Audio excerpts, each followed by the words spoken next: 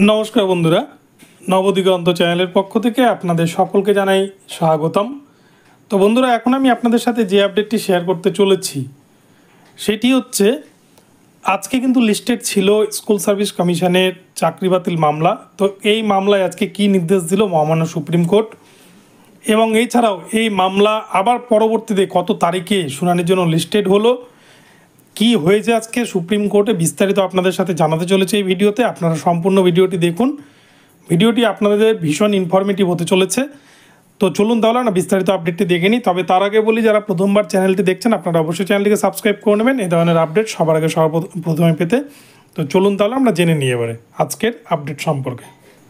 তো বন্ধুরা আজকে মামলাটি কিন্তু 24 নম্বর সিরিয়ালে লিস্টেড ছিল। আমি সকালে আপনাদের ভিডিও দিয়ে জানিয়েছি যে আজকে কিন্তু প্রথম দিকে মামলাটিকে রাখা হয়েছিল, কিন্তু আজকে প্রথম 1 নম্বরে যে মামলাটি ছিল সেই মামলাটি কিন্তু সারা দিন যাবত শুনানি হয়েছে। সেই জন্য আজকে মামলার কিন্তু কোনো রকম শুনানি হয়নি সুপ্রিম কোর্টে, এক কথায় বলা যায়।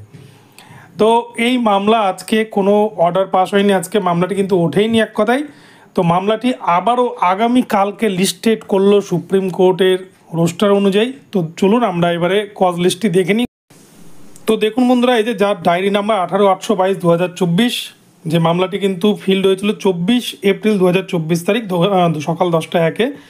তো এই মামলাটি দেখুন 26/9/2024 তারিখ অর্থাৎ আগামীকাল আবারও কিন্তু chief justice DY Chandrachud, honourable mister justice JB Pardiwala এবং honourable mister justice Manoj Mishra স্যারের বেঞ্চে 23 নম্বর সিএলে কিন্তু মামলাটিকে লিস্টেড করা হয়েছে। আগামীকাল কিন্তু এই মামলাটি ওঠার প্রবল সম্ভাবনা রয়েছে। উঠবে এই কথা বলতে পারছি না, কারণ আপনারা সবাই সব কিছু বুঝতে পারছেন।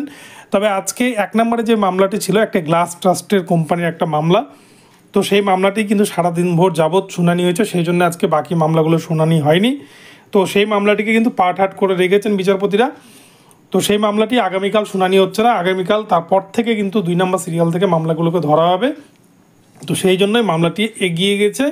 তো আগামীকালকে 23 নম্বর সিরিয়ালে মামলাটি উঠতে চলেছে। আগামীকাল হয়তো এই মামলা শেষের দিকে উঠতে পারে এবং এই মামলায় একটা ভালো কোনো জাজমেন্ট হয়তো উঠে আসতে পারে। তো যাই হোক, আগামীকাল দেখা যাবে কি আপডেট উঠে আসে। তো বন্ধুরা এখন এ পর্যন্ত রইলো, আপনাদেরকে আপডেটটি জানালাম। ভিডিওটি ভালো লাগলে চ্যানেলটিকে সাবস্ক্রাইব করে দেবেন।